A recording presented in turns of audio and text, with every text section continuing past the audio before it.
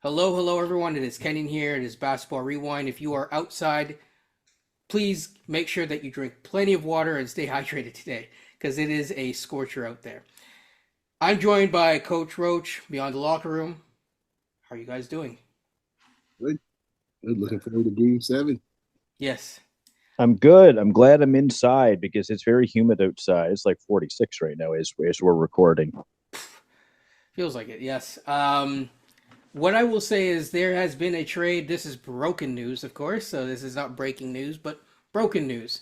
Kevin Durant has been traded to drum roll. The team that I said that would most likely be going to, which which is really the Houston Rockets. It made sense. I think I said it in when I was outlining should the Raptors go for him. I outlined all the other teams, and to me, the Houston made the most sense, especially with their coach, especially with where they were. They're really at the top of the West this past year. They should have probably gone further than they did, but disappointing. And to their postseason, but they were still green. They want a good veteran presence. I don't know if people have talked about one of the things that I'm not aware of. So if you guys please interrupt me if you know, but I don't know if they've agreed to a 2 year commitment yet for Durant. But I have heard rumors that it is a 2 years plus a player option on the third year. At around 60 million per. I don't know how true that is. We will find out. But if that is the case, then that would the person that's going to take a haircut, not maybe not this year, but next year, is probably going to be Fred VanVleet. I will outline a couple more things. So from the Houston side, they got Kevin Durant. From the other side, they got their own pick back for this year, and they got a boatload 5 seconds. The 59th pick of this year, two for 2026, one for 2030, and one in 2032. So a lot of future seconds. And that 59th pick from this year is going to be interesting because a lot of guys went back for that NIL money. So the second round is not looking quite as pristine as it once was before. What are your guys' first thoughts on this overall trade? Coach, I'll go with you first. In a vacuum, I like what Houston got back because I never expected they would get that much back in return for Kevin Durant. Jalen Green is a very good basketball player. He showed it in Houston. He's a guy who could get you 30, 25 to 30 on any given night. Dylan Brooks, he does give you 3-point shooting and defense and a bit of a toughness, which I think Phoenix needs. And you get the 10th pick overall, and you're right around the Raptors range. Problem Phoenix has is that they have that same two guard type with Beal, with Grayson Allen, with Booker and Green. So they have a log jam, and all of those guys are like 6'5" and under. You're on mute, Kenyon. At least I think Grayson Allen can probably play off ball a little bit. So, and he can at times take like a wing role. So there's that at least. Yeah. So I think they have to figure out what they're going to do with one of Beal or Jalen Green. Now, Beal's got his no trade clause. Thanks a lot, Washington. So Beal and 10 could be very appealing to a team. If he says, you know what, I'm willing to go to this team, to X team, and they get the 10th pick and you get assets back from that, that could be an option for a team. I don't know if they'll reroute Jalen Green. I'm not a fan of Green and Booker together. That's just me. I think they need more balance. I think they need a point guard. That number 10 pick could be their point guard that they're looking for. That could be a Yakachonis or a Fears if he was to fall. So I like it for Houston as they kept Şengün, Durant, Jabari Smith, Amon Thompson, and Fred, assuming Fred's back. That's a good starting five. And then you've got Cam Whitmore, Tara Eason, Steven Adams. You got a bit of a bench. You still got to go get a piece or two, I would say, off your bench who can play. But Still I have think, Cam Whitmore too. yep, yeah, they still got Cam. So I like it for both teams in a vacuum, but Phoenix has a lot to figure out. Now they have 10 and now 29. So there's some maneuvering there in which they got to get a big back, a big or a point guard. They need that because they do have Nick Richards, but depending on how you view Richards, if you think he's a starting center in the league or if you think he's a backup center in the league, I guess more the point is Phoenix, as of now, may take a bit of a step back unless they have more moves to make, which I think they do. Can they take more of a step back because they were in the lottery this past year? Nah. How much further back are they going to go? Well, it just depends on what other things that they do because they get a logjam at that two guard position. I just think they do. They got to figure that out. Dylan Brooks and Ryan Dunn at the 3. I mean, that's pretty good. That's not bad at all. There's some guys who can really defend. I worry about their big. I worry about the 4 spot for them. They got to get a point guard. Yeah, they definitely have some stuff to figure out. Beyond your thoughts on the deal? Honestly, it's kind of the most anticlimactic deal we've had in a long time. The obvious choice was always Houston. They were dancing and flirting each other for about a year. We knew this deal was going to happen. The only thing I must admit that surprised me in the deal, kind of, is it didn't include Fred. That's the part that surprised me. Really? I thought Fred would be in the deal. Really? Yeah, because going back to coach's point, they need someone's a point guard. Now, true, Fred's not the most natural point guard either. He's still upgrade versus what they got on the roster. So I thought they might at least take him, at least even if it's for the 1 year. Then they're in a position where they have some free agency cap space. Phoenix is a team that can get free agents. I thought that might be the play they would make, considering how their owner likes to throw around money. I thought, okay, we'll just ride out 1 year and then boom, we'll be back in the free agency market and we'll get someone. But they decided to go with a little more of a long-term approach with Brooks and obviously with Green. I mean, obviously you had to get one of the young guys. I thought, in some ways, I thought the opposite deal would help them more so to fill in the gaps. If they were to say you were going to get Şengün and Van Vliet versus Brooks and Green. Yeah. Right? Yeah, but that would have been tough because of the money, and you can't aggregate salaries, and they're in the second apron. So Van Vliet making $44 million, you can't put Şengün because Şengün and Green. Okay, well, dump the Fred part of it and say stick in whoever, Reed, Sheppard in this case here, and Şengün, something like that. Yeah. At least to have something like that, to kind of fill in the gaps that coach is talking about. On the other side for Houston, we knew Thompson was never going to be any deal. I don't care who it was, including Giannis. Probably it was never going to be the case. No, they see him as maybe Giannis, but even that, it's probably a no from what I heard. I think they're that bullish on him. I think Şengün only made sense if they're going to go for Durant or for Giannis, which I haven't looked at their pick situation, but they might still be able to have enough to do so because they still have enough to do so. Yeah. I am curious to see how this impacts some other guys. Obviously Thompson now is going to be the featured guy on the perimeter, and that's going to be fascinating to see how his growth is. Şengün's going to continue to be Şengün, but the guy I'm curious to see how this plays out for him, in this roster, is how does Jabari Smith fit in this? Because I think he's a guy. Let me tell you something. If you were looking for a trade possibility and you're trying to talk Houston, that's the guy I'll be looking to try to get. Yeah, I agree. Especially if you were the Raptors, for example. We'll get to that later, but he is one. If they really wanted to, I've heard people name certain guys that are younger and coming up for extension relatively soon. He's an interesting guy. I don't know if he's even available, but he is something that he might end up being an odd man out when all is said and done. And funny enough, Houston seems to have been, at least in the last 15 years of the NBA history, they've been on once the receiving end of seeing a star right before your eyes type of thing in plain sight in Harden. But they've also been on the other side of it as well, too, seeing a star in plain sight and not realizing it by pretty much sitting him on the bench in Kyle Lowry. So they've been on both sides of it. I'm wondering if Jabari Smith Jr. is another situation where you might be seeing a star sitting there in plain sight, and he just needs to get the minutes and the opportunity to do so. And I'm telling you, man, be it Toronto or any other team, if Houston's got a little bit of a, they signed Durant for the extra money for the extension, young man's going to be looking for a place to get minutes and to get featured. He ain't going to be sitting down behind this old man forever. So just as a question, do you think Houston should go for, if he becomes available, do you think that Houston has the juice to do it? And do you think that they should go for Giannis? Do you think Giannis, say that they have enough contractually to make it work? Do you think that Giannis would put them still at the, higher up, or would Giannis still prefer to be in the East? I think Giannis still would prefer to be in the East, even though Kevin Durant there would make it a lot more interesting for him.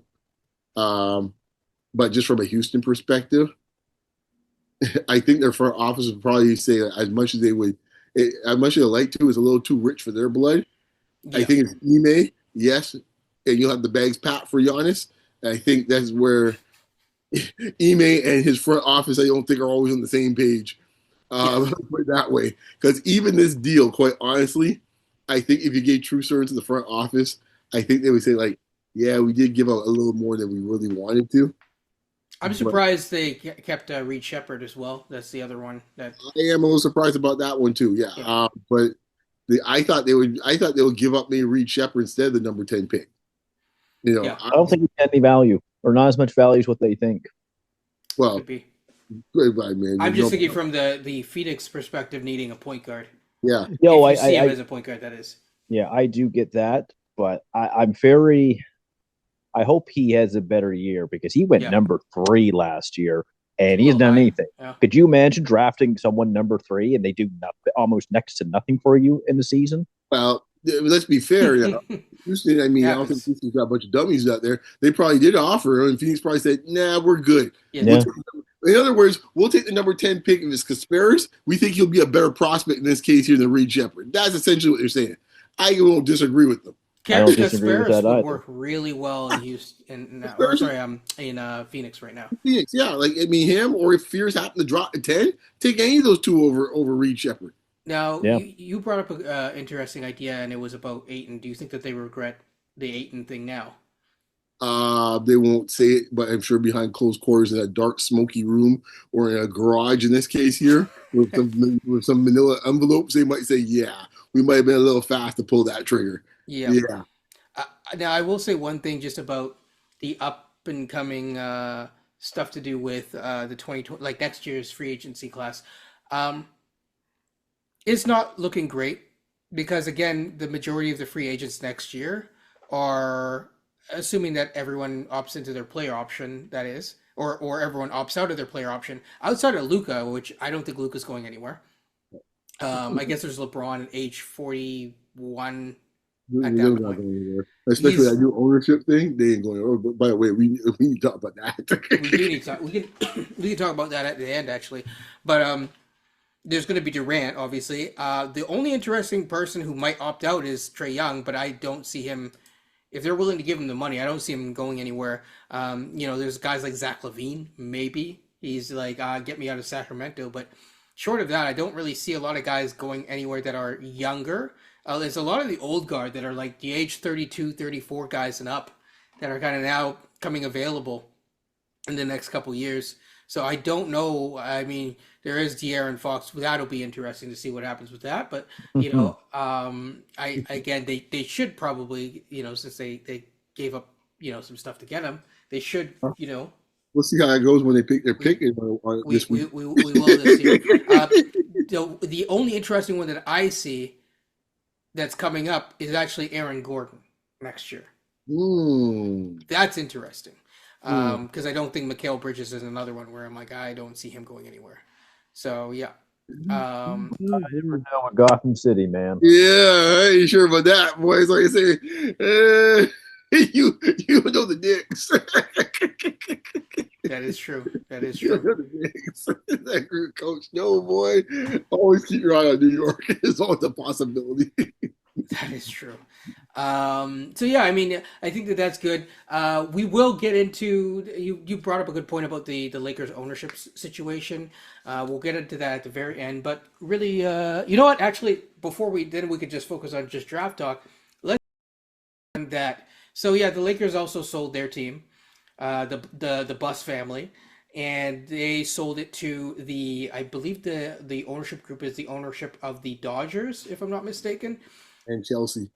Which makes me ask the question does that include Magic as a part of that ownership group? My understanding it does, but who knows? I think Stan Kasten is also part of that group. Mm-hmm. So them boys, and they also, interesting, I heard Bomani Jones talk about this the other day, they also have a small percentage, some percentage of Saudi money. Not a huge amount, but a little bit. I think that's where the way the world's going. I mean, based on how exorbitant these prices are getting, you're going to need conglomerates. And at some point, it's only going to be about 10, 20, 30 people that'll be able to own some of these Well, things. I was even just thinking from the Canadian standpoint because Adam Silver, of course, is like teasing the notion of a potential Canadian franchise coming up soon, and I'm like, there's no individual right now that has the scratch and everything all put together to do it solo. It has to be either a corporation, which Bell is out clearly, or it would have to be a conglomerate. To your point.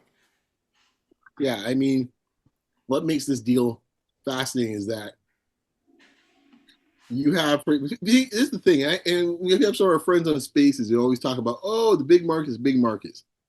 Sometimes the big market only can take you so far. It also comes down to your ownership group.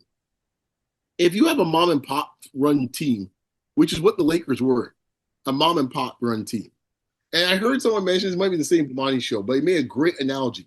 For football fans would know where I'm coming from. The Dallas Cowboys, in a lot of sense, the same way. Mom and pop type of run franchise. They don't have deep pockets. The only money they're getting is through the team. This isn't like, in this case, like Toronto, who has Rogers, who's making money from real estate deals. Every second they're gouging us with cable and prices and stuff like that. They're making money other places. The basketball team, the hockey team, that's great. They're going to make tons of money off that too, but they got other sources of revenue. For the Buss family, that was the revenue, the basketball team. So while they were fairly successful, as you see now, as more teams are getting big time ownership groups and conglomerates and stuff like that, being just the Lakers was not good enough anymore just to say, hey, we're here. Now all of a sudden, the arena, and funny enough, the Lakers don't own their arena either. So just like Boston, they don't own their arena either. So it really is truly just the team. And I think now with this new ownership group, you really want to see what big market looks like? Now you're going to see it. Now, they have the hard cap in the NBA, which is not like MLB, where you can just buy players like it's monopoly money.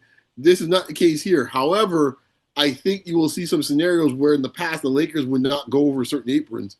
They will do so now. Because if everyone talk about, oh my gosh, LeBron getting everyone he wants, when you look at LeBron's teams in Los Angeles, quite honestly, after you get past the one other star he usually has, the rest of the guys are not like world-beating players that we're talking about here. They won a championship with Dwight Howard off the scrap heap, guys.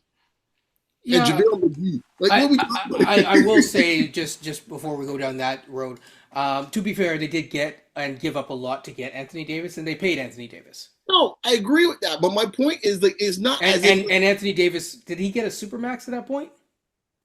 Yes, right. But my point is that even so, if you look at some other teams around, like for example, we just talked about Kevin Durant. If you take the last 10 years of Kevin Durant and see the type of quality of players that Kevin Durant's played with, they're going to have to win, lose, or draw versus. Yeah, for sure. Like, I mean, the Lakers, but to be fair, the Lakers have not been scrubs. They built more from like a depth standpoint, right. Which goes back to the idea of like, are you kind of building the super team, or are you building more on the standpoint of the depth? Or are you having the two A-list stars? And the Lakers, in recent memory, have struck some sort of a balance with LeBron as he ages, taking really less than the full max, to be able to kind of like build out teams around him with some sort of level of depth. But even the depth that we're looking at, though, we're looking at, okay, we traded away a lottery pick for Washington that they didn't see panned out. We took a guy off the scrap. He was undrafted in this case to turn into pretty much a 20-point scorer no one saw coming. But if they didn't do the Westbrook deal, they would have had a lot more stuff to play with. And they might have actually done that. Right. But what I'm saying is the Westbrook deal is the aberration, in my point. Like, really how the Lakers have built their teams in the last 6-7 years is not like the Clippers. It's not every big-name guy you can find and come over there and stuff like that. Do you think that it would be different if the brother held control? Because before, when it was Kobe and all that type of stuff, they were... No. I'll tell you, no. I'll give Genie a do. Because in this case, what Genie did provide in this case was some type of organization and some type of focus. Jim had no clue what the hell he was doing. Yeah, Jim is like Jim Dolan, basically. Like there was just too much confusion, and Jeannie Buss brought back, I think, a little bit of what her father did. The way that I kind of looked at this deal, quite honestly, was when Jerry Buss came in and he was the owner of the Lakers. It changed the NBA and how he tried to really promote the Lakers. And then it became like, you know what? This is about stars. This is about putting on a show, right? And especially when he drafted Magic Johnson and the orchestrator of Showtime. And then, obviously they had Kareem at the time. But then you take a look at how they got Shaquille O'Neal, drafted Kobe Bryant. I know Jerry West had a big part in that. But I kind of just view it as, the Busses in the NBA are like the Steinbrenners in baseball. That's another example, Bummer, you brought up. Exactly. Right. Yeah. So it's a big change that we're going to be seeing now in the NBA. I think it does show that LA with new ownership or with this type of ownership is assuming that you said they have ownership with the Dodgers and Chelsea as well. Yeah, and to your point, Coach, the one thing I'll give credit to Bomani Jones because he brought this point up. I don't want to take no take for anyone. He said the place where you might see the change in this case is in the front office, right? Yeah. So yeah, exactly. Rob Pelinka, it might start getting a little warm because those guys they put their money towards getting the best GM, the best managers, the best front office guys, the best scouting. They're not sitting there and saying, well, we'll get a few dollars on the penny and just pick up someone's buddy. Because the problem that Jim and Jenny both had, and you see this also with the Cowboys with Jerry Jones. You see it with Denver as well, is that they'll find a GM and then they'll cheap out. No, I'm not even. The cheap out is one thing, but it's also the, I guess what you want to call in this case, the family mindset, where it's like, I only go with my circle. The Rambo. I see. I'm only going to go with Magic or Magic bring Phil back. Pelinka is Kobe's boy. I got the Rambi floating around all the time. It was like the Rambi always showing up in this case here. Why in this case the Rambi out here making decisions, right? Like that's what I'm saying. Same thing with Dallas with Jimmy and his son and their family. Steinbrenners for years it was like that. You need in this case here, those guys are gonna purge that stuff. We ain't gonna have the family discount deal anymore, guys. We go down here and let me tell you something. I'll just say this. I ain't starting no rumors. But if I'm a particular president of basketball operations for another team that's looking for an out and looking for a nice big fat market, that and he has a pretty big name. Absolutely. Are you reading my mind right now? That also includes Bob Myers saying it. Yeah. There's an off ramp. Yes. I'm not talking about Bob Myers. He is one. I'm just saying Bob Myers is definitely one. He's definitely one. I don't mind saying it on here. If Keith Pelly keeps putting pressure on one Mr. Ujiri, and you got LA with his new ownership looking to make a big splash and president of basketball operations. Yes, and I mean, if Bob Myers says that, I'm still good. Even though Bob Myers won't be on the broadcast next year, so you got to find something to do. Is he not? I don't think he's going to be on the broadcast. Because they're picking up people left and right. I guess he got. They're going to swap out. Hopefully, I guess if he's twiddling his thumbs, he might just jump on it. Because that's the other thing is that if you're going to get that type of job, you can't be waiting around. You have to pounce on it. Yeah. So those guys don't play either. Yeah. I just one more thing. I know it's been in the news about Atlanta and Washington having interest in our president of basketball ops. This doesn't near compare to what LA's interest could be. Well, yeah, that's the thing. I mean, there is a levels. poll for executives. Like you get to be the president of the Los Angeles Lakers with that kind of money and those kind of connections in LA. That's tempting. It'd be like the New York job if you didn't have to deal with Nolan. Well, yeah, I mean, I don't think you have to now that, even though I think Jeannie is still going to be the governor of the team, quote unquote. Yeah. I mean, there's different things now to this. It's but you get my point. If you were a coach and you got offered the Knicks job, but you don't have to worry about Dolan messing with and meddling. Yeah. It's like the Cowboys owner when he gets distracted by whatever the heck he's working. But Jeannie was never like that, to be fair. No. I'm not putting that on Jeannie, but I'm just saying you now have a good owner and you have the money. Yeah, exactly. Because it'll be interesting. That's a great point because Gene's still going to be like the governor of the team. Now, that's gone different ways on previous ownership groups, right? Because right now, Cuban was supposed to be. Cuban was like, I thought I'd be around. And before when he turned his back, man, they were like, okay, we're done with that. It was kind of funny how they did that, where all of a sudden it They gave him the Dame treatment where he just showed up one day. He's like, "Oh, I guess they cut me."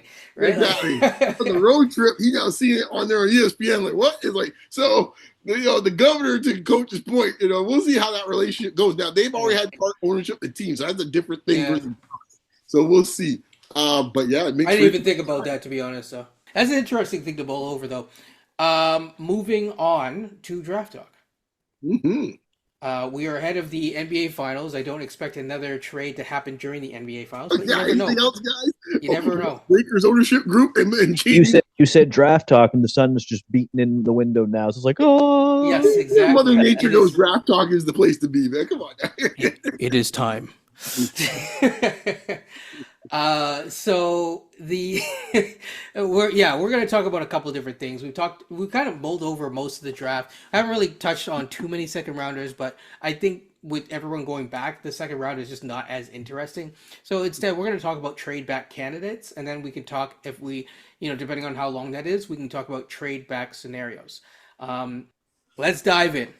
Trade back candidates. I think I wrote down 4 candidates that I believe that would be interesting on the Raptors. If you guys have 5. If you guys have others, let me know. We could just kind of really rapid fire these guys and kind of go from there and say like why not, et cetera, et cetera. So Nolan Traore is one. Yep. Okay. Mm-hmm. Carter Bryant is the other. Danny Wolf, Cedric Coward, and Asa Newell. Now, some of these guys, at least 3 of them, we have already covered on that channel. So definitely, I will be leaving those old videos in the link in the description down below. Check them out. I might even pin a comment with them. So definitely check that out if you are interested and if you did miss those former draft reviews. The other 2 are also interesting. We've spoken briefly about Coward. I think he's kind of moved up. A little bit of a reach at 9, but you could see if they did make a trade back, he'd be interesting. Now, the trade back idea is, I guess, stemming from the fact that, yes, Bobby did come out and say that there's like 5 guys that they're looking at, at 9. However, there's always the potential that they could maybe not get their guy, but maybe get a guy that is still on the big board and maybe get another guy. So, is there anyone that I didn't mention that you think I should have? If not, let's just go through these guys. Beyond you first. Want to talk about Neat Clifford or something? I mean, so you're asking me in this case here? Did I miss any one of the trade back candidates? Maybe as a Rasheer Fleming or something like that. Yeah, Fleming would be another one I think would be interesting enough for the trade back candidates, I think. Okay. My number one guy, I still don't know how he's a trade back candidate, but if he is, then I'm all on it. Well, we could talk about that in the scenarios, because some of the scenarios don't involve trading back that far. Yeah. But yeah, I think Fleming's another one that would be kind of considered in there as well too. Okay. As a possibility. So yeah, I think he's the other guy. So I'll just add Fleming to the list and coach. And I would add Canada's own Will Riley. Will Riley. Yes. That is true. We always seem to have some sort of Canadian talent floating around. We don't always pick them, but we do have them floating around. So that's Nembhard's actually another one too if you get the right thing. Yeah, I think he's more of a second round guy though. Based on how the draft's looking, he might be at late first now. Yeah, there's a scenario there. If you're late first, 27 30, if you're around there. And he's playing pretty well. He is. I do think that they would value. We could add him too, but I do think that they value.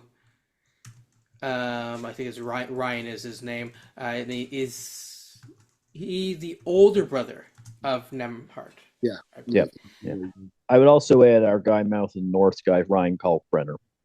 I think yes. The way that all these guys are going back to college now, I do think he moves up into the late 20s. Maybe he was there before. I don't really know what his range would be. So he was in the 30s, and I think he's slowly moved up to. He's still around that range, but I'm looking right now.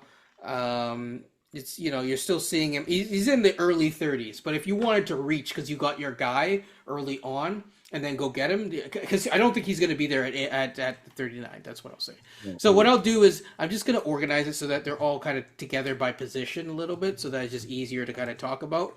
And then away we go, and I'll add just the bigs all together as one, as one kind of thing. I guess we can talk about. I'll add Fleming as a pseudo big guy. Yeah. Okay. So let's kind of go through it for starters. So the first thing is we're going to just talk about kind of the point guards, if you will, or guards.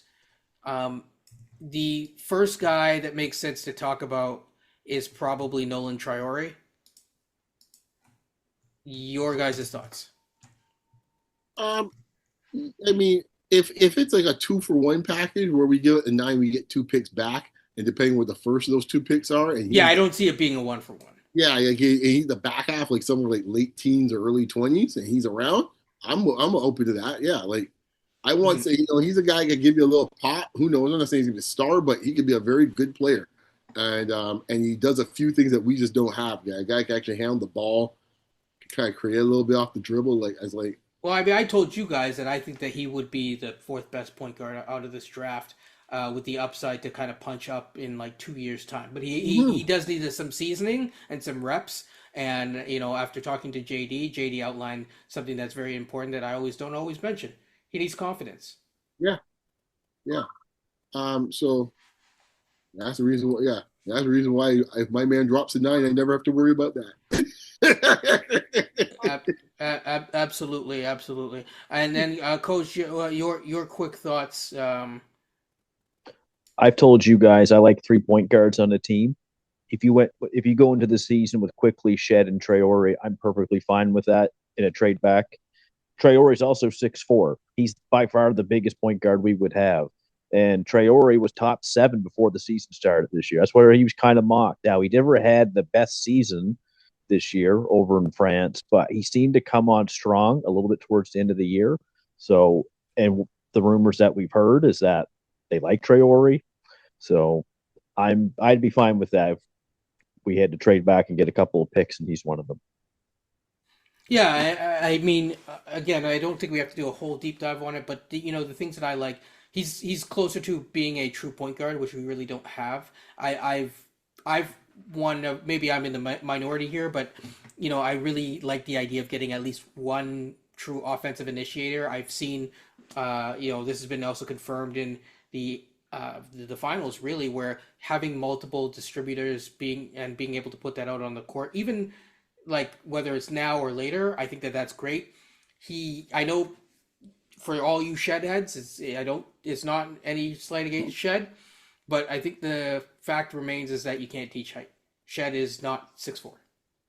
I don't. You could debate whether or not Nolan can defend. I think he would have to be able to definitely put on some weight. But right as of now, Shed's defense in college did not translate. Now, there are multiple reasons for that. We can talk about that another day. I don't really want to go into the Raptors' defensive woes and spend another like 15 minutes on that, because that I'll just say this for the Shed heads. That might need the proper chemist for that. Shed heads, what I say I like him in this case here, don't worry, your guy is not who should be concerned. That's all I have to say. Well, that's the other thing, is that like if you're looking down the road, it's like, okay, do you see yourself with Quickly all the time or not? And even the way that people who are Quickly fans are like, well, maybe Quickly's better as a 2. Well, then if you have a 2, then him and Shed is just creating a problem where you're too small in your backcourt, I think, long term. So, I think that there's enough minutes out there for you to make it work with a third guard. Wait for expansion. Ryan Nembhard, I'll add him as well. Again, full disclosure, I think he's more closer to a second round pick, but I can hear the argument for reaching at earlier in the back half of the second round or of the first round. But what I will say is this. Again, the third, I don't know his measurements, but I do know that the size, they've tracked that family for a while. I know that they liked Nembhard for a while, like his brother. 6'5" or something like that, coach. I think he's a tall guard too. I don't think. I think he's around six, like Andrew Nembhard. I think he's around 6'2", 6'3". Yeah. I thought he was taller than his brother. Okay. No. His brother's taller. So I think like here's the thing, like it's he's an older guard. I think there's advantages to have someone in your pipeline, especially at the 905 level long term. I think we need that. That's the role that I would see him playing more than anything. Whereas Nolan, I think, yes, he'd spend some time out the 905, but I think Nolan has spent much more time on ball reps and is further along, in my opinion, at a higher level of play, in my opinion. I know that there's arguments about, men's leagues in Europe, but it's still a man's league in Europe, and so the physicality is definitely there. Any final thoughts before we go to Will Riley, Carter Bryant, and Cedric Howard? Cool. Nope. Okay. Out of those three, I'll just say I think if you're trading back, you risk not getting Carter Bryant. If you're like a huge Carter Bryant fan, I think you're more likely to get Will Riley and Cedric Howard. But I also think Cedric Howard is moving up. Although I think he's also moving a little bit back. Sometimes they move up, and then now you get like kind of the return to the mean. So I think if I were to rank it of chances of getting him, I would say Will Riley is probably number one, Cedric Howard, and then Carter Bryant in terms of chances of getting them if you trade back. I agree with that. I believe I'm gonna go in reverse order. So I think it was me who I want. Yeah. I think if you were to trade back, so you're getting 2 picks. So you're not getting that any of those guys, I don't think, with the first part of your pick. So these are guys late teens, early 20s, I'm assuming. Yeah, I mean, if you traded back, like there is a chance if it's Atlanta that you could get Carter Bryant. Maybe I think that's I don't see him falling past the lottery. Yeah. One thing is clear, though. You want to make sure you get a big at one of those picks, in my opinion. But Will Riley, he measured at the combine. He's 6'8", so 6'9" in shoes. I think that really helps him, especially on this team. We don't really have a 6'9" wing, quite honestly, who can shoot. That's the key there is be able to shoot outside of Brandon Ingram, I suppose. And look, the Canadian connection, I think it's something. Will Riley had a pretty good year in Illinois, and he had a good tournament, too. I think he's someone, if he was there at 22 for us, and we've just selected, I'm just throwing this out there, let's just say we selected Beyond Sky and Asa Newell and Will Riley, you've done fairly well. I was the first man on Asa, on Asa Island. Yeah. Or if you took Thomas Sorber, he could be another guy trade back handy, by the way. But if you took a Sorber and a Will Riley, like you've done quite well. So I like Will Riley. I want to get bigger at the wing position. We too small. We vision 6'4". I like to get back to on the wings, vision 6'9". On the wings. Yeah. The funny thing is, not at the center position. Yeah, the funny thing is that if you look at like the Vision 6'9" thing, we never did 6'9". It was like a couple 6'7" guys, one 6'9" guy in Pascal, and then like usually like 2 6 feet point guards playing or what with one guy larping around as a point guard and not really a point guard. That was a disorganized mess, but sorry, go on. Yeah. But Will Riley, I mean, he has the size. I think at times later on he did well in the season. I think again at the 9, I think that's way too early. But I think if you're trading back and you're getting, because I like the idea that even if you don't get, say you don't get the big, that you get a wing depth. And so I think wing depth, like true wing depth, no offense to Neesmith is punching up, but like not a 6'5" wing, right? I want someone who's like 6'7", 6'8", 6'9". That to me is a wing, because then you don't worry as much about, okay, well, Poeltl's off, because then you can kind of do it by committee until you find the next guy. And then as well, if you're trading back, you have an additional pick, then you can go get a center or whatever, even if you end up still holding on to that second rounder. It may not be the best center, but it may be someone, because I'm still of the mindset that whoever is the first pick should be the best talent available. Can I say my other candidate now? Yeah. Okay, you mentioned him earlier, Danny Wolf. We know that I think allegedly he has worked out for the Raptors. They like him. I see why. They want bigs who can pass, dribble, and shoot. He can pass, dribble, and shoot. You kind of know what you're getting from him.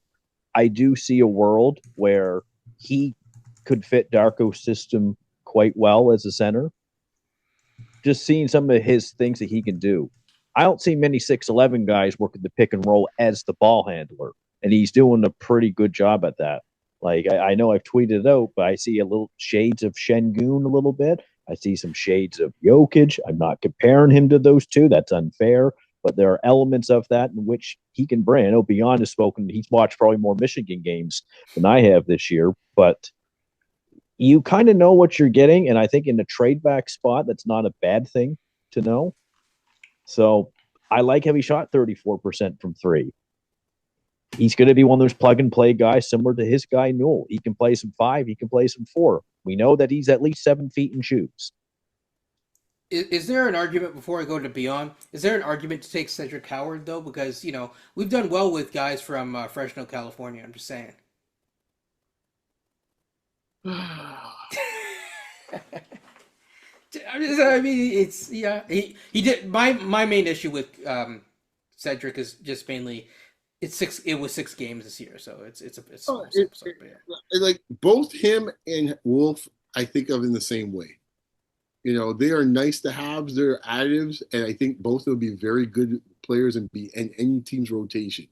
Yeah. I just think right now that this front office, the fact that Coach mentioned about they worked out Wolf and they like Wolf a lot, I am concerned about where they think their team is. Their team isn't where I think, if they're being real, their team's not where they think it is. A young Kelly Olynyk away from a championship. Right. Danny, well, be fair to Danny Wolf, he plays defense, actually. Also, he's a better passer than better fluid movements. Yeah, he actually do stuff off the dribble. He's the way he does the hook passes. Yeah. Kelly Olynyk does not do that. No, skill-wise, he's going to be one of the higher skill guys on the roster they draft him. All I'm saying is, you got some gaping fissures that need to be sealed up, guys. Yeah. Getting Danny Wolf or even Coward is not going to help with that. Because here we are right back here, and I'm going to hear my man Mouth here in about 3 weeks asking me, where the hell's the center? Right? Or, or you coming back to me and we start the season, we still got no one can get a damn shot on their own. Well, to be fair, I think Ingram can get his own shot. Except for one dude that might not be here in 2 years' time. That's not where I see the future in this case. Grady can also get his own shot. If they give him minutes, that's what I'm saying. Right? Him and I would love to see him and Walker. That's true, because people are talking about Ochai playing in the starting lineup over Grady if they trade RJ. Grady and Jacoby in some ways see the same way. Both of them, I think, are guys that eventually could get their own shot. But I think Grady's much further along at that. It's not the equivalent about who's further along. The fact is both didn't get opportunities. Yeah. Right? So I'm now going to stick another dude in here that is going to do a lot of nice things, but just blocking up more minutes in this case. I mean, I don't disagree with you. I just shake my head. Stuff. Where this team thinks they are, man, because I think it's someone needs to talk to them, man. Seriously, they need to talk to them and say, guys, this is what you're really about, man. This is who you really are. Well, I think the argument would be if you see him in 2 years being better, right? I always talk about regime change and all that type of stuff. Mm-hmm. If you see him being the best guy, do you just take him? Now, yeah. Possibly. I mean, he's a little bit on the older side. But between him, Carter Bryant, and Will Riley. Honestly, I think ceiling-wise, man, I mean, in some ways, Riley may have the highest ceiling, in my mind.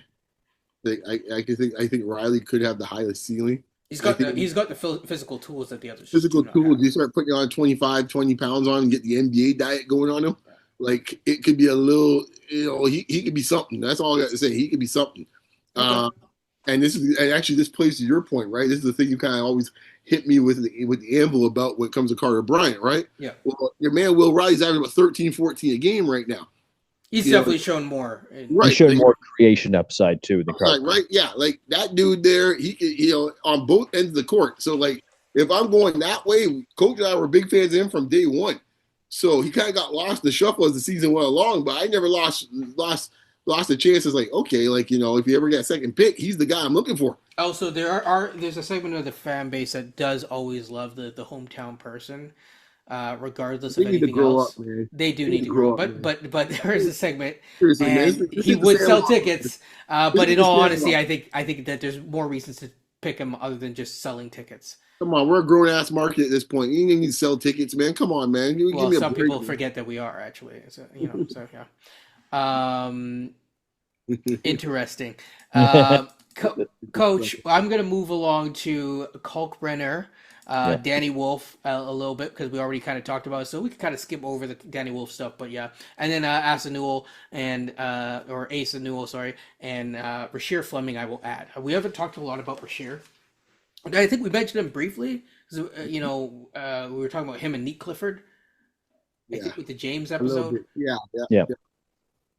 So out of the three, just I know that some of them are more bigger, some of them are less like big-ish and more like power forwardy, but out of they all do different things, in my opinion, and they would all have different roles. Kalkbrenner would come in, and I think he does a little bit of everything. Now I know some people are very high on his creation and stuff like that. He is not going to have that role here. So I'll just say that, like, of all the centers that you would get, he's not going to have... I believe in the shot, but he did shoot it at 1.8 times a game. So I don't... yeah. He forget who his coach is. Oh, no, he'll get the shots. I just don't know if the shot is... Like, people are like, I really believe in Kalkbrenner's shot as, like, he's, like, a 3-level scorer. I don't know if he's a 3-level scorer, is my point. I guess what I'm saying is that, like, if you're any center right now and you're in the mid to late part and the Raptors are knocking on your door, you should be the happiest person in the world because you can get as much opportunity you can get. All right, From that perspective, I agree. You can get to work off the bounce. You can get to go and pass from the pivot. Like you're gonna get to do all sorts of stuff you never thought you would be able to do. Now, so, I do think from a defensive standpoint, he's not the fastest center, Kalkbrenner, but his understanding is really, really high. There's a reason why he was the center of the NBA or of the NCAA this year. Like, he was the quintessential center guy. Yeah, he's a 2 or 3-time Big East Defensive Player of the Year. Yes. I know we had Louis Zatzman on the show a while back, and he said, you know what? We are living in the Brooke Lopez world right now. And he's right, because in terms of the stretch big, how he transformed his game from a post-up, back-down player to a guy who can stretch the floor. And you just saw 7 years with Giannis where they won 50-plus games and a championship, by the way. With Kalkbrenner, I like him. I compare him to Brooke Lopez. I think it's a fair comparison of him. So I like him, by the way. I do mobility out on the perimeter a little bit, but I think the jump shot has really improved. I'm not worried about the rim protection at all. Yep. He could be used in a matter in which some lineups he'll do well, but if he goes up against a lineup of really fast, mobile bigs, let's just say, even if they're like 6'8", 6'9", he's going to have some problems with that, especially if he has to go to the perimeter. So, like, that's the thing. He's a really good. I think he's the type of big where if you had a second big that did different things. Because I love how the Raptors built their last championship, where they had two bigs that kind of do two different purposes defensively. Then I'm like, oh, okay, this is interesting. But for now, I also don't care because we were a 30-win team last year. So give me come one, come all talent. Your thoughts? Me, I'm gonna go with my man Asa because I think right now he checks off the most boxes. Yeah, I think he has the biggest potential of all the guys you mentioned of actually potentially being a star. Now, to be fair, I am not. That was not my endorsement of Kalkbrenner. I'm just saying, they don't need to get all defensive, but just contrasting the guys you gave the list. Yes. And if I'm looking at the Raptors, I'm saying, okay, which guys in this case here, which guy can fill in this goes back to my previous point. Which guy can fill up as much holes? If we're doing a house and you got Payson to fill in the gaps, he fills in the gaps more than anywhere else. He could potentially be a 3-level scorer. Yep. His defense. He's already has a decent hook shot. He has really decent post footwork, and he finishes around the hoop at, I think, a top 5 level in the entire class. So if he does nothing else, he has that. He's he's a guy in this case here could be a pretty good shot blocker. Yep. I think in this case, the athleticism. He's agile. He's agile, pretty good athlete. He could be a rim runner. He could do he can shoot the three. So why get someone in this case could do just a few of those things where you get a guy can check off more of those boxes that you don't have to worry about. You could go and find something else. You want to go and get your coward or whoever after that, fine. And I also feel like compared to Fleming, I like Fleming a lot, but I think that as you said, like looking forward on this team, Asa Newell is probably the guy that could solve as many boxes as possible. And for me, his swing skill is really just one thing, that shot. I think the shot will translate. Like the Fleming to me is duplication. So you have another wing in this case here, just do straight line drives. Yeah. He's a taller duplication. Sure, he's not a couple inches taller, but essentially that's RJ Barrett. Oh, I thought you were going to say that is that's like a more skilled Mobo. Well, all of them, throw them in a pot. We got a ton of dudes that are straight line drive guys. Well, he shoots the three. That's great. Okay, so we got one to shoot a three. Fantastic. All we're saying is we got a bunch of them hit, Scotty included, are straight line drive guys. I don't know if I would say that they're all straight line drive guys. Except for Ingram. All the rest of the dudes are all straight line. Well, I would just leave it at that. When you get the right matchup, that's all you Yes, that is true. Straight line drive NBA spacing helps a lot. We'll see. Yeah. So are we draft another one? Yeah. That's what we need. I mean, so out of those, other than Kalkbrenner, obviously, who is the best roller? I like Newell. Are you a Danny? You want to hype up your man Wolf? I like Wolf too, though, but Wolf or Newell. Wolf has the ability to work in the pick and roll, though, like as the ball handler. I don't know if Newell has that yet. Mind you, let's be fair, Danny Wolf's like a year or two older than Newell, but I would bet that Newell probably has more upside if you're trying to project out. If you're looking at ceiling versus floors, I might want to bet on Newell ceiling more. One thing too that we already know that Newell seems to be proving based on some of the sources that we've got in this case here, he's put on about 15 to 20 pounds. Some guys like to talk big and say, "Oh, so and so will put on weight," and they never really do put on weight. Newell's proven already based on what people have said and people have seen. He's put on the weight, so he can fill out. And if he's already put on 15 to 20 pounds, that's a win. I don't have to worry about now. It's like, I think we were talking about doing the thing. You say he's like 210 or something. If he's 225 now, 230, that's a different ball game now. Yep, 100% it is. Now I will say this, just to talk up. I'll ride for Newell's my guy, but I'll ride for Wolf for just a second because I think that in terms of a long-term talent, I think Newell or Wolf is probably what you're looking at. They give different things. I think if you're looking at switchability in the future, Newell, I think the switchability is a little bit overstated, but I think he can get there because I think that he has shown that he has the agility in spots. It didn't always translate. But the Bulldogs team wasn't I think it was the Georgia Bulldogs. It didn't really translate through because that team was kind of a little janky. But I will say this, okay?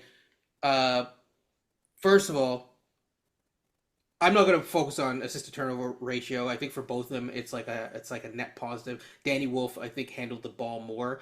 Newell would have to show more in DHO situations, but Danny Wolf did show on 3 attempts a game, 33%. So if you're asking who has the more projectable shooting skill, if that's all people are focusing on, I would say that it is Wolf. But even though I think Newell only shot 29 or 27%. I'm not looking at it right now. The thing with Newell is that as the year went on, he got better at shooting. And he showed that he could shoot in spades. If either of them can shoot in pick and pop situations, that alone opens up the floor a lot. It opens up the floor a lot. And I think I guess my question to you guys, because both are around 6'11", I think, or to 7 feet. Wolf's a little bigger. Yeah. Wolf's a bit bigger. He's also a little older too. He's a bit taller. He's not bigger. Yes, that's what I mean, taller. But is they? I guess here's my question, because both of them shoot the free throw decent. I mean, uh, um, Newell is shooting it at a point where it's like 74%. He's already above Poeltl. He's not going to get sat up on the pine at the end of the game. Yeah. I guess my question is, between the two, like, is there an edge for either of them? And can either of them or both of them potentially fit next to Poeltl in spurts? If you're looking for a pass, dribble, and shoot, probably Danny Wolf is your. I guess you phrase this an interesting way because I look at it the opposite. I don't think we should be worried about pairing with Poeltl because I think in the long term, this is the featured person. Oh, I hear you, but I Yeah. mean, even just for the first 2 years, or I even mean, like a 5 minute stint here and there, because it is nice to have a guy that you can play with other guys because they're versatile in the playoffs I think or both play of them, in. I think both of them are decent enough. Both of them have their elements that could work with Poeltl. I Well, think especially if Newell can kind of do the whole pick and pop thing, then yeah. But so when you finish, and then we'll go back to coach real quick. no, I think I could see that being I can see the pick and pop scenario. I can see also on the weak side where if Pirtle's in trouble, he can Mhm. clean up some of the mess. Wolf to a lesser extent, but I can also see that with him. And I think both of them have enough offensive skill to keep people honest. Where I can see scenarios where the lineup ends up being more of them being the five and Pirtle sitting on the bench, which is why I hope it would end up happening in that scenario. I agree. I think that kind of covers everyone. I don't think that there's anyone else that's come up unless. Well, Sorry. coach was the finish point because it was got Yeah, cut so off. we'll let coach Yeah. finish the point, and then we'll talk about trade back scenarios. Yeah. So the question I think was Danny Wolf or Ace and Newell. Who would you rather have? Is that correct? Yeah, yeah. Or well, who could There with fit Pirtle. next to Who Poeltl fit? Okay. in a I lineup? I think it's interesting because I could see Newell, and there's a world where I see Danny Wolf only because he can pass, dribble, and shoot. So Yeah, especially he can take some guys off the dribble, and he can work in the pick and roll. I don't know if Mason Newell's going to work in the pick and roll as the ball handler. I think he can in the roller or as the pop man. I think that's fine. I do think that Newell has more defensive upside and a higher ceiling. So yeah. that's going to be the question is, do I want the guy who he might have a higher floor, or want the guy who might have the higher ceiling? I go with the ceiling. Stealing. That's Just just me. I think Newell will go before Danny Wolf does in the draft, I to be agree. honest. I agree. So let's talk about trade back scenarios. We'll go through all of them.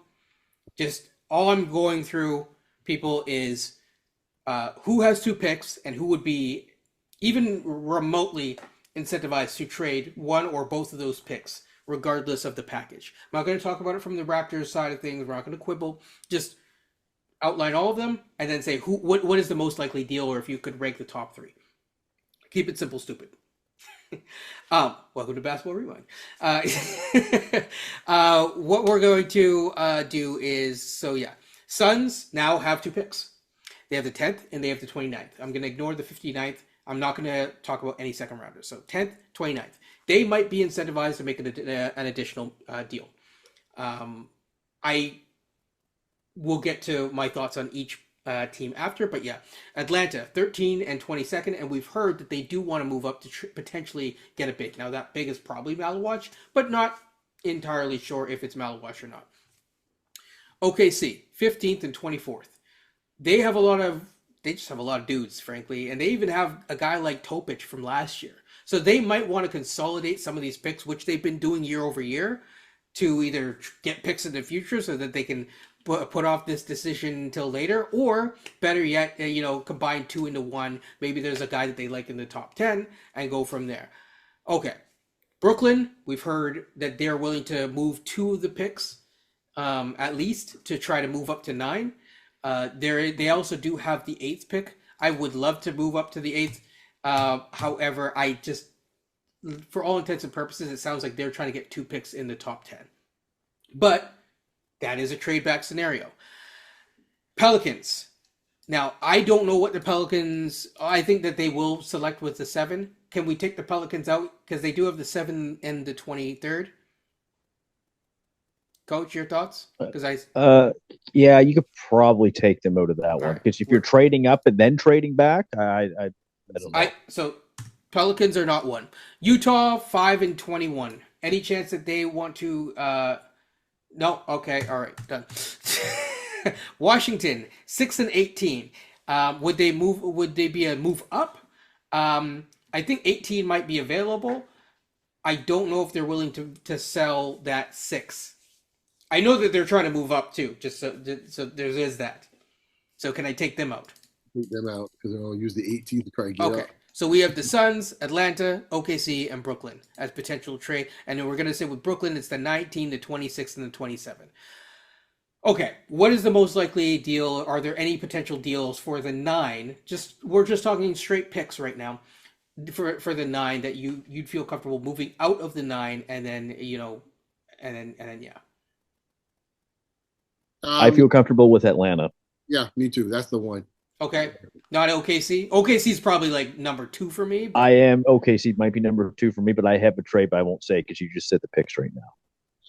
OKC maybe, but I think I prefer Phoenix. Yeah, Phoenix is nice because you're only moving back one spot. Yeah.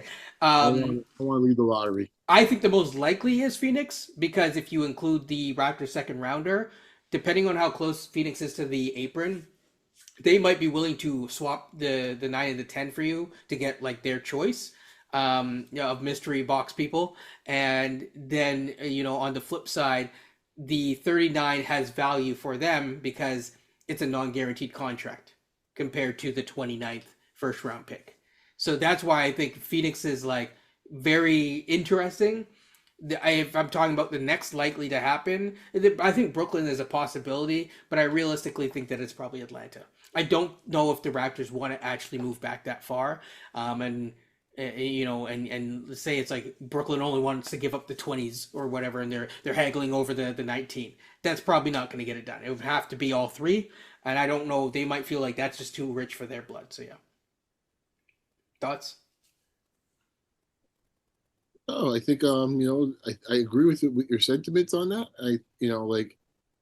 And I guess from a Raptor standpoint, like you just don't want to go that far away from the lottery. So like some of these teams like Brooklyn, it just isn't feasible. It makes no sense in my mind. Yeah.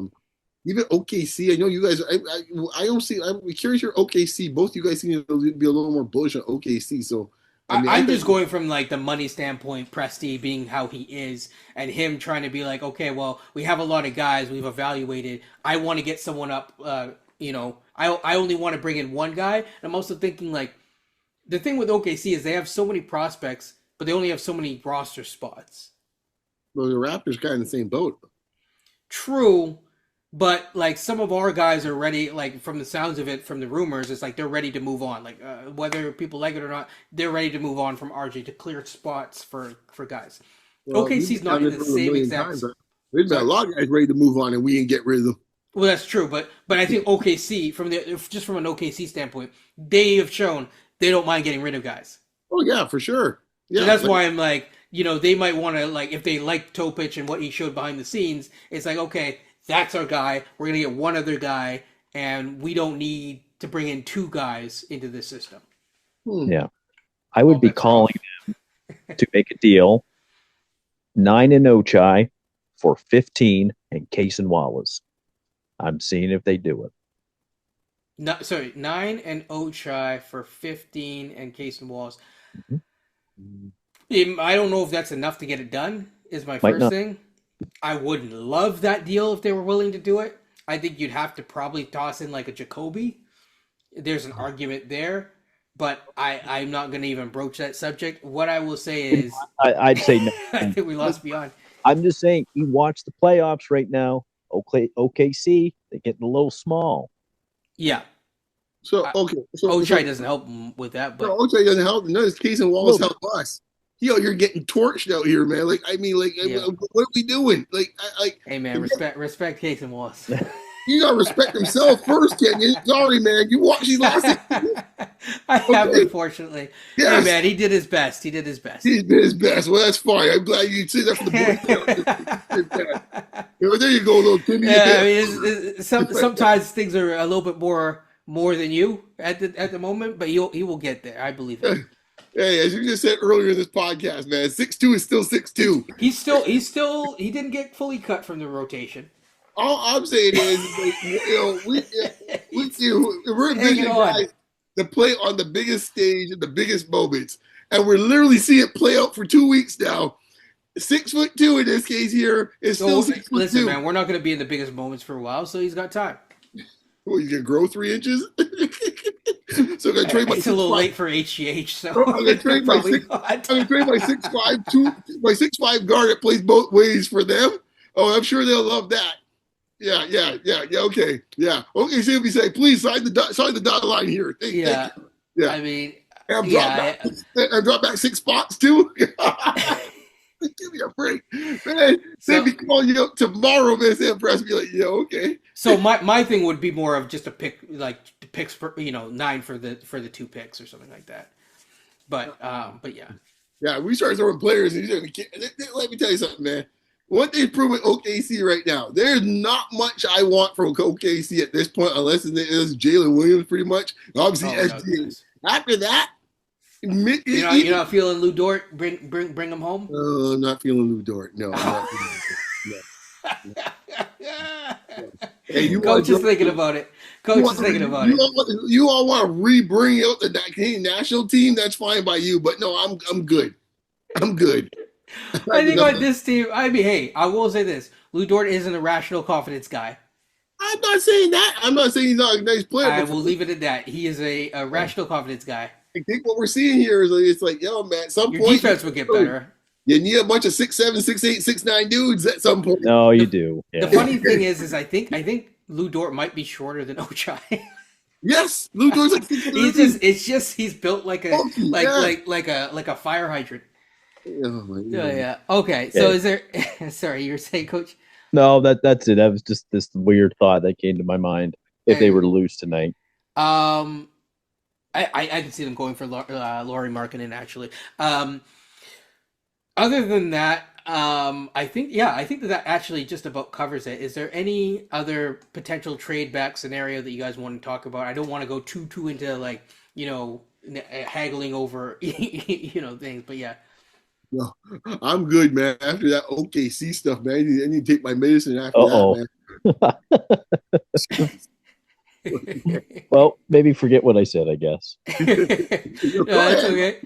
Go ahead, you say your piece. You guys represent your side of the argument. Fair enough. But I'm just scratching my head. I don't think I represented it quite well. So I'm looking at maybe a future point guard. Yeah, I mean, a 2 guard. OKC miscasting them that way. Yeah, I'm not against the case Walls. I just don't know if I see OKC doing that. But no, they probably don't do that. They probably hang up the phone pretty quickly. Yeah, they want to go big game hunting, I think, at some level. Yeah. Or medium game hunting, we'll say. That's what Presti typically likes to do. With that being said, I think that is a pod, guys. That is Basketball Rewind. So I will talk to everyone later. Again, stay hydrated, people. It's going to be a hot summer. This is probably going to come out after the finals are done. But stay tuned for all things basketball, because we are going to be covering basketball, and more basketball. Like, comment, subscribe. Look in there's going to be probably some old episodes of guys that we talked about in the description down below. So check that stuff out if you haven't yet. And take care and peace.